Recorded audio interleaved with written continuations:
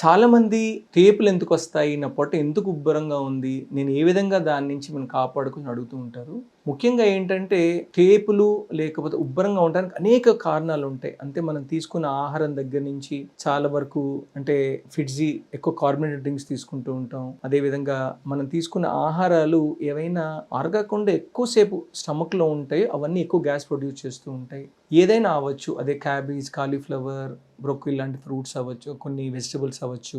ఏ vegetables అయినా కానీ మన బాడీలో సరిగ్గా కుక్ చేయకుండా హాఫ్ బాయిల్డ్ ఉన్నప్పుడు ఎక్కువసేపు ఉంటాయి కాబట్టి ఆ బెల్చింగ్ కానీ బ్లోటింగ్ అవ్వడానికి ఎక్కువ ఆస్కారం ఉంటుంది. అదేవిధంగా మనం తీసుకున్న ఆహారం మన డైజెస్ట్ అవ్వలేదు అన్నప్పుడు, కొంతమందికి అది లాక్టోస్ ఇంటాలరెన్స్ అయి ఉండొచ్చు, కొంతమంది మనం తీసుకునేప్పుడు మనం పడకుండా ఉండటం వల్ల కూడా అవ్వచ్చు. ఈ కండిషన్స్లో కూడా ఎక్కువ గ్యాస్ వచ్చేస్తూ ఉంటుంది. అదే మనం అంటాం అనమాట కొన్నిసార్లు, అంటే ఇరిటబుల్ బౌల్ సిండ్రోమ్ అంటాం. ఇరిటబుల్ బౌల్ సిండ్రోమ్ అంటే కొన్ని ఆహారాలు కొంతమందికి పడవు.